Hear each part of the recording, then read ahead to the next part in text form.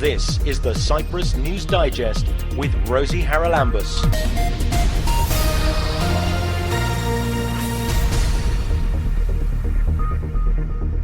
On this week's programme, we join a huge demonstration that took place on Monday in central Nicosia outside the presidential palace, condemning the continued genocide in Gaza and the complicity in it of the government of Cyprus.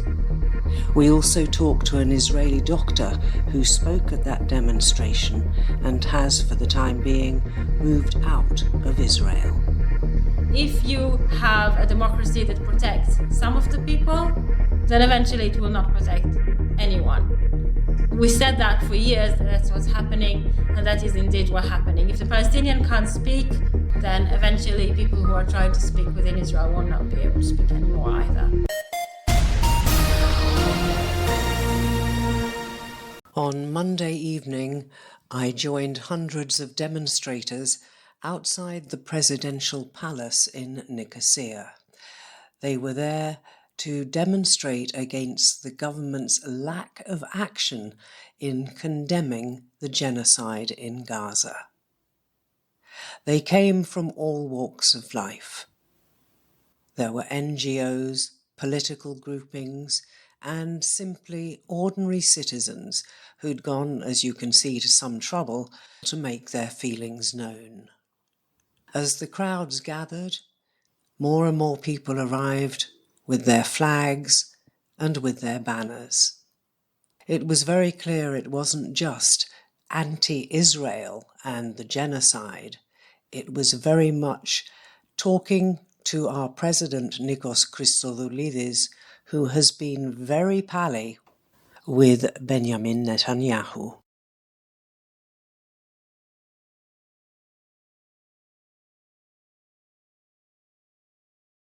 He has not only failed to condemn the genocide in Gaza, he is actively encouraging commercial ties between Cyprus and Israel.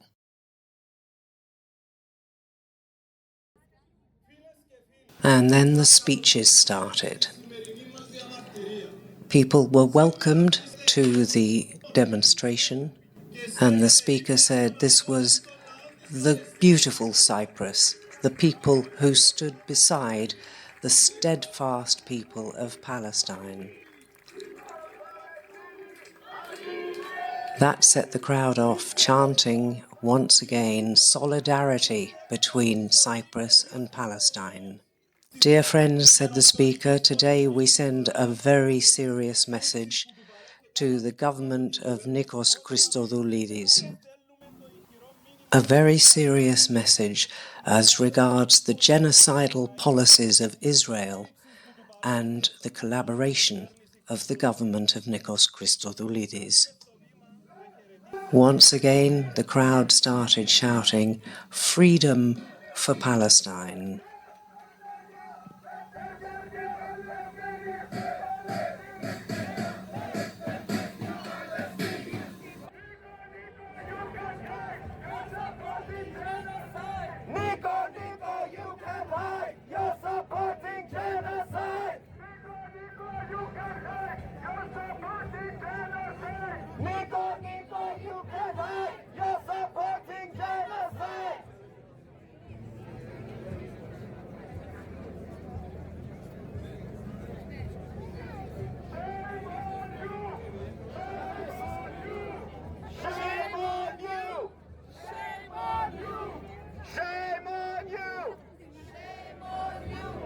Then came the speaker from the Cyprus Peace Council who decried the blockade of humanitarian aid in Gaza, which he said would guarantee the deaths of literally thousands of babies and children. He said that they were sending a strong message to the government, and that the Cypriot government was the only one who had not joined other countries in condemning the actions in Gaza.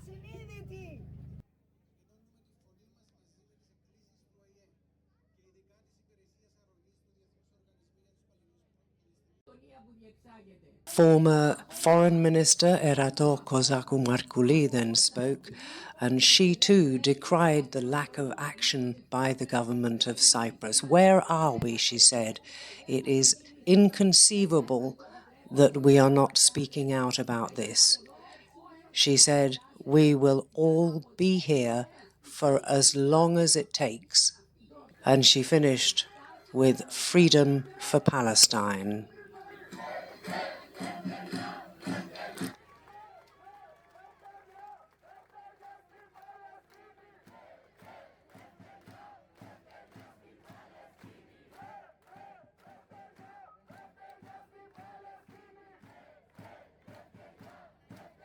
The speeches continued as the crowd continued to grow. It's always hard to estimate numbers on events like this, but certainly there must have been close to 1,000 people. And then a Jewish doctor took to the microphone.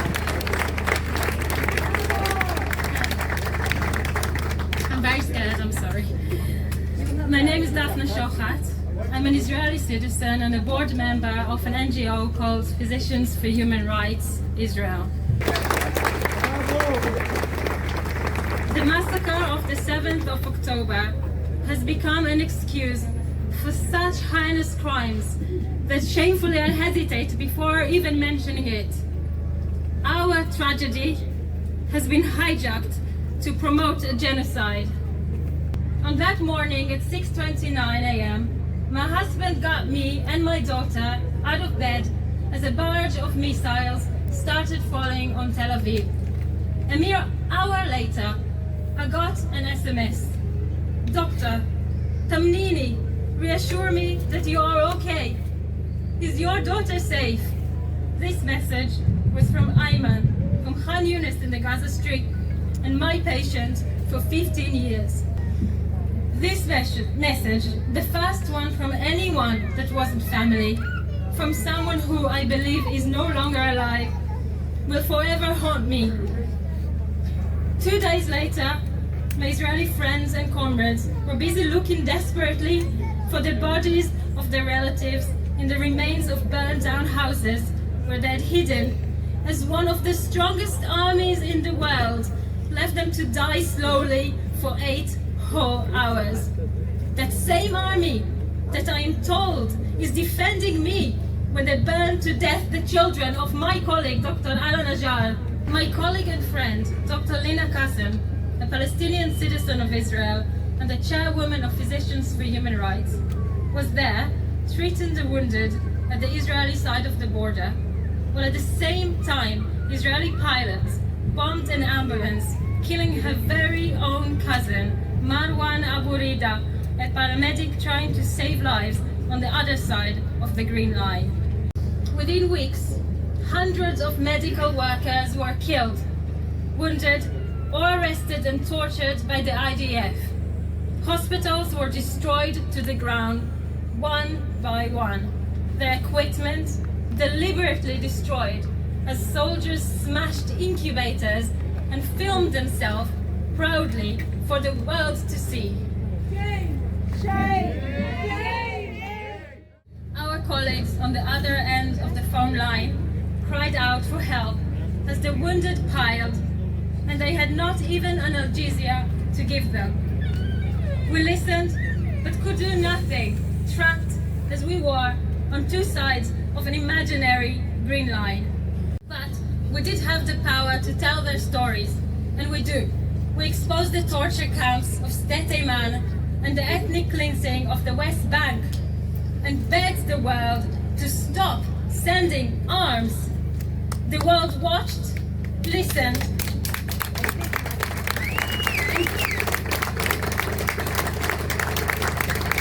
and continued to support a government headed by leaders who are wanted criminals in the International Court of Justice.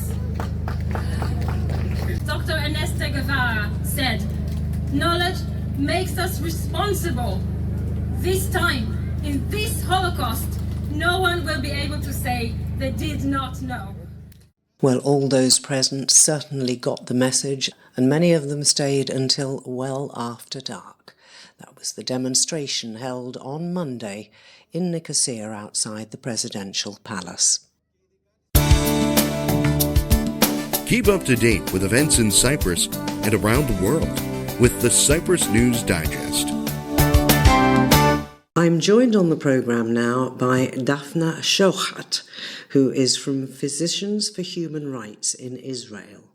She was the lady you saw speaking at the end of that video on the demonstration. She's with us now. Daphna, first of all, what brings you to Cyprus? Initially, I came to Cyprus after the 7th of October because of just a need to immediately run away because Tel Aviv was under a massive missile attack and we didn't have a shelter. So a Cypriot friend invited me to stay. It was my first time in Cyprus. And afterwards I came back home and I found that I'm beginning to be scared. And I wasn't scared for my life. I was scared for my soul, if you can put it like that. Because as we tried to resist what was going on, we found that there are two forms of censorship going on, two forms of silencing. So who is being silenced? Anyone who was trying to challenge the mainstream government-led narrative that the solution to the 7th of October was to kill more people than were already killed. Anyone who tried to show anything of what was going on in Gaza, anyone who was trying to show that there were actually human beings there, anyone who tried to say that because of what happened to us, it doesn't mean that we can do anything we want to other people. It's still like that, I think, and I believe it's also got worse. You must have friends who are still in Israel, and I presume you're in touch with them. What is the feeling like there now? Because I think there's a sharp division, if what I've read is true, between the people who think like you and the people who actually are very, I won't say content, but they don't mind what's happening because they too think the only solution is to wipe the Palestinians off the map. I don't think that the division is that simple. The situation, the collective psychology of the people in Israel has really made me think and taught me a lot about collective human psychology in general, which is something that I used to think a lot about in the context of our history and my family being from the descent of Holocaust survivors. The majority of people that were in my immediate vicinity, my friends, my colleagues, were not the sort of people who would go around and say, we want to wipe out Gaza. They would never say that. They were decent people. They were even left-wing people before the 7th of October. They always wanted a two-state solution, and they always talked about peace.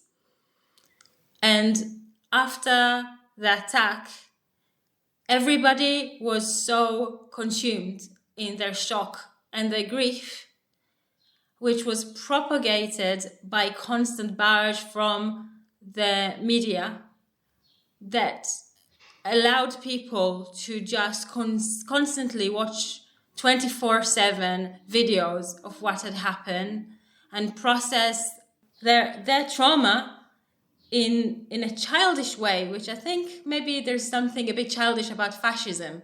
There's something very, what we feel is what's important. We feel scared.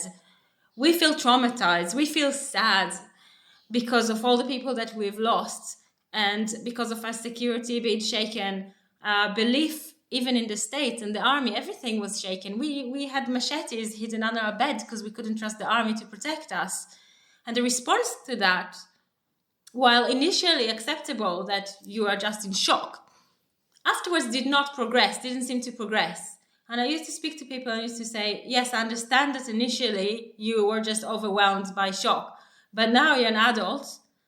Let's look at what's happening and think what is the next logical step to take. Both in terms of like this war is not serving anyone. It's not serving to get the hostages back. It's not gonna lead to long-term security. And the fact that the 7th of October even happened is not a proof that we, the peace camp, was wrong. It's a proof that we were right.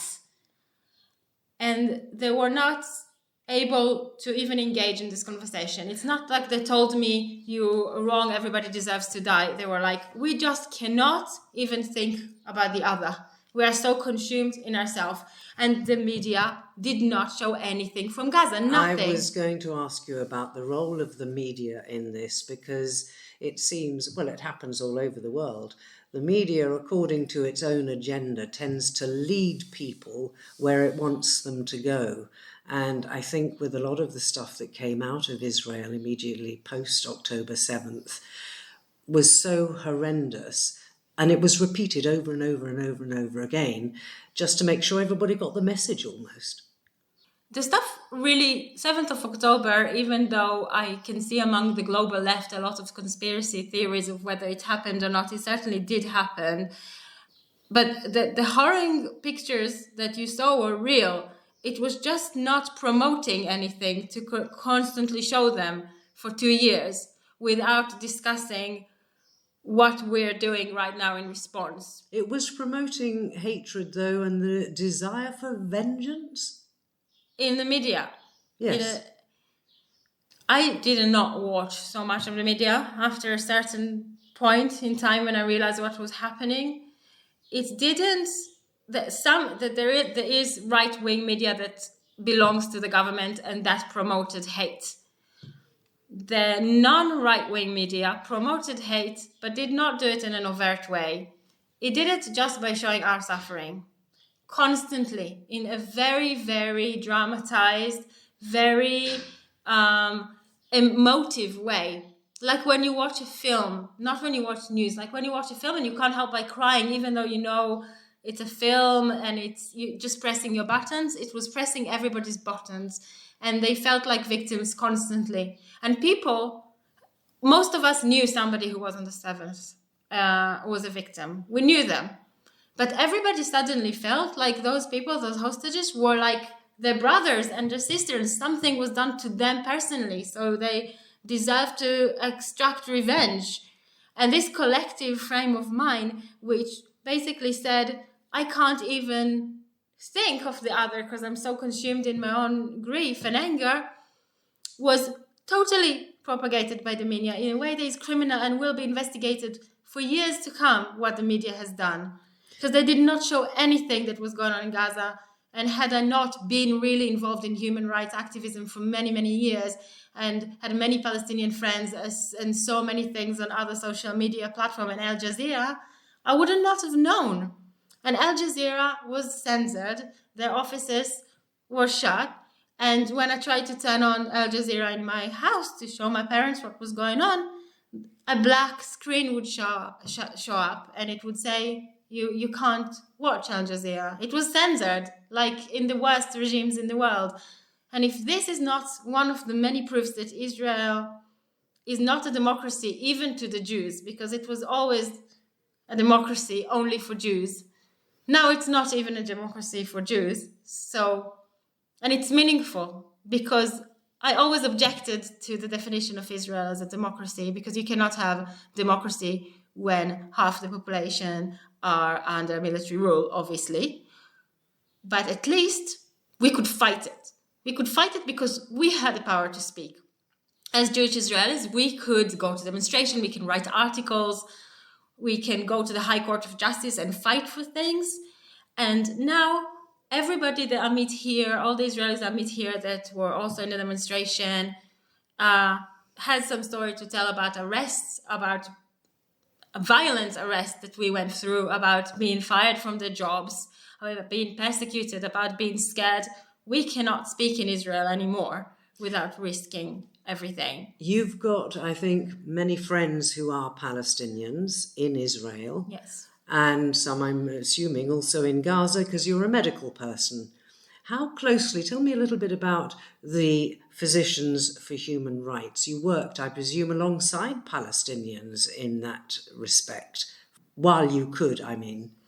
I never went to Gaza myself because I used to go to the West Bank usually, and I still do.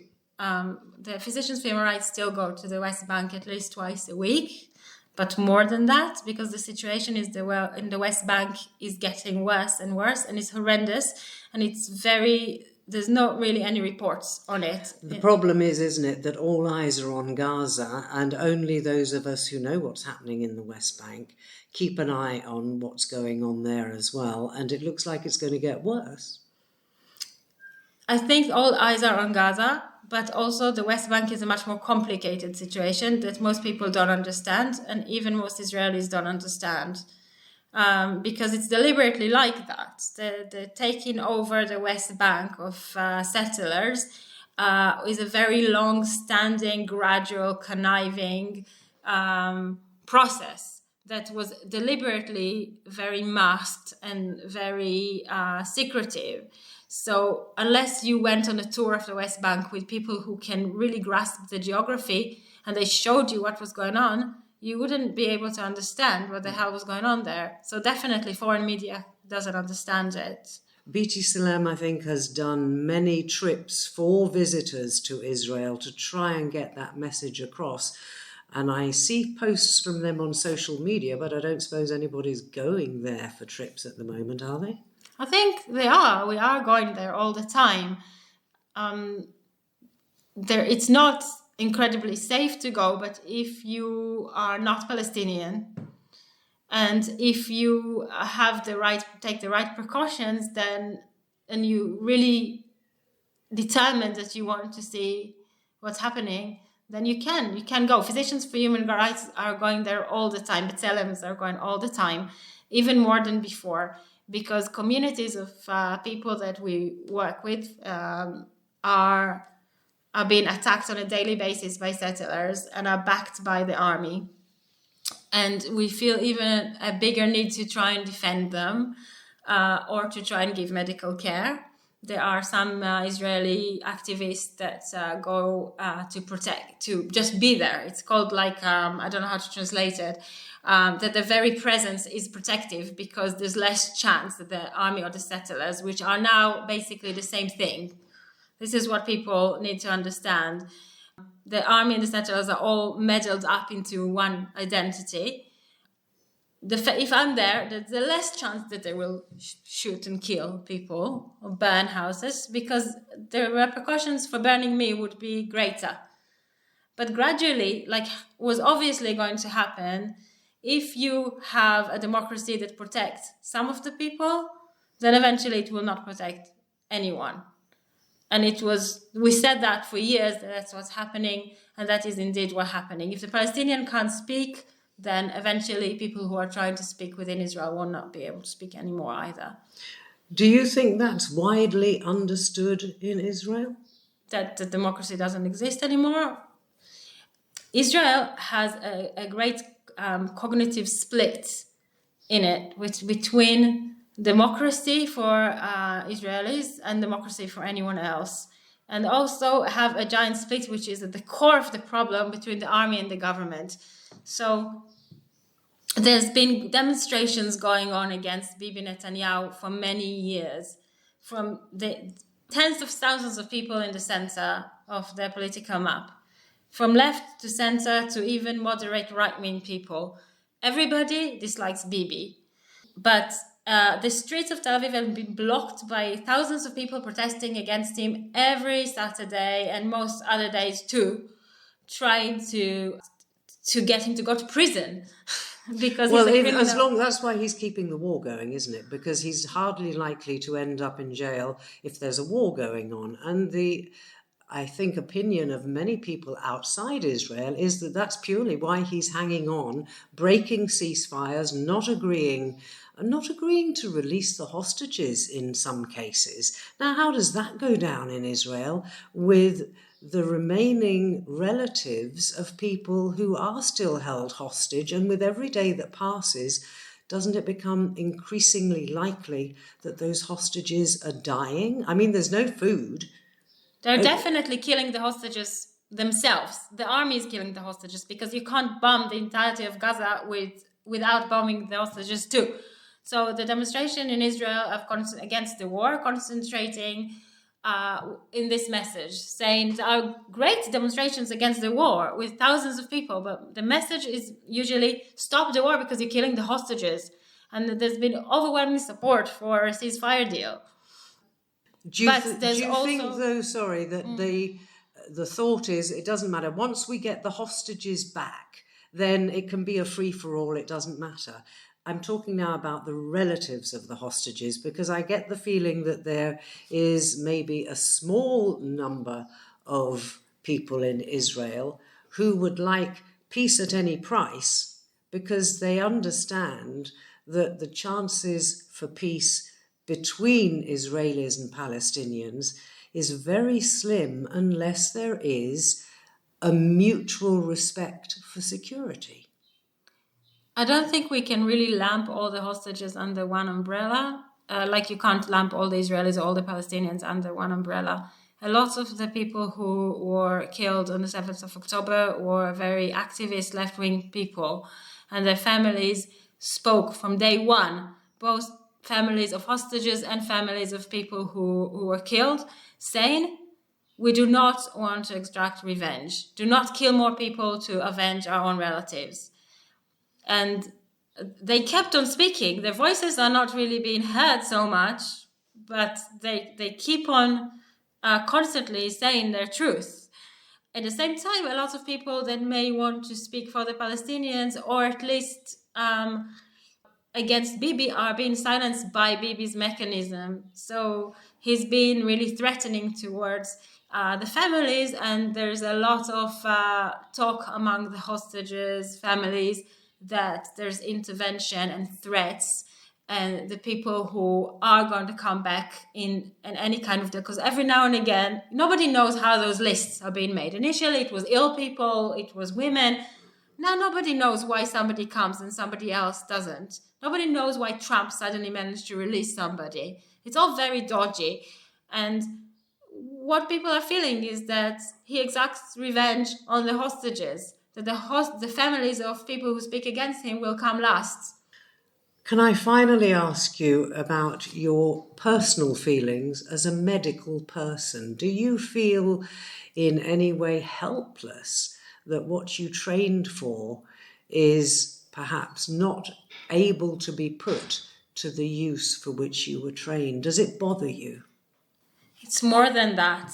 It's the great dichotomy between what we used to do before the 7th and what we're doing now. Even with all the horrors that happened even before the 7th, I had most of the people that I know in Gaza are patients who used to come to Israeli hospitals and were treated in Israeli hospitals. It wasn't charity, it was deals that were made with the Palestinian Authority, and it was a regular thing. And the amount of attention I had to put into them, the entire system put into them, just the doctors who were treating them, was immense, just like any other patient. And now, after I have a patient that for 15 years I'm looking after him, and I was thinking of whether to give him 50 microgram of this or 100 microgram of this, and all the debates that were for and against, and suddenly you try so hard to maintain human life, and suddenly it's like nothing.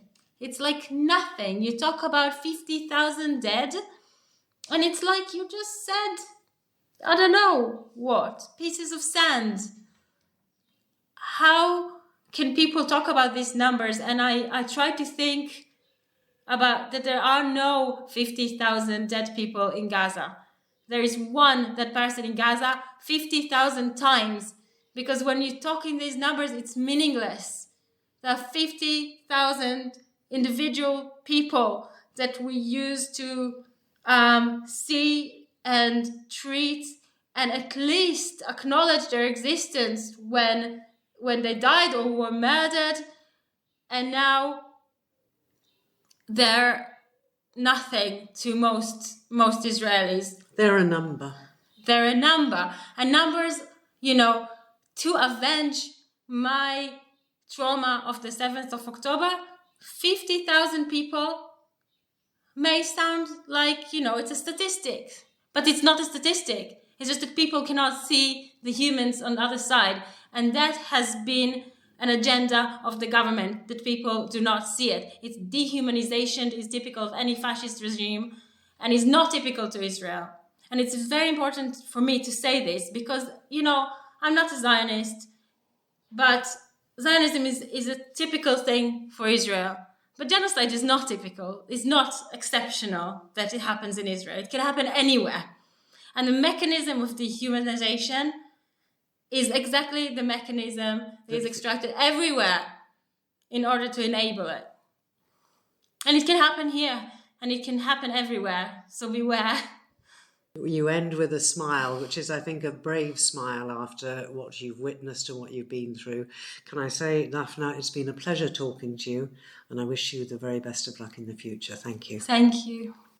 Daphna Shochat, who is from Physicians for Human Rights in Israel.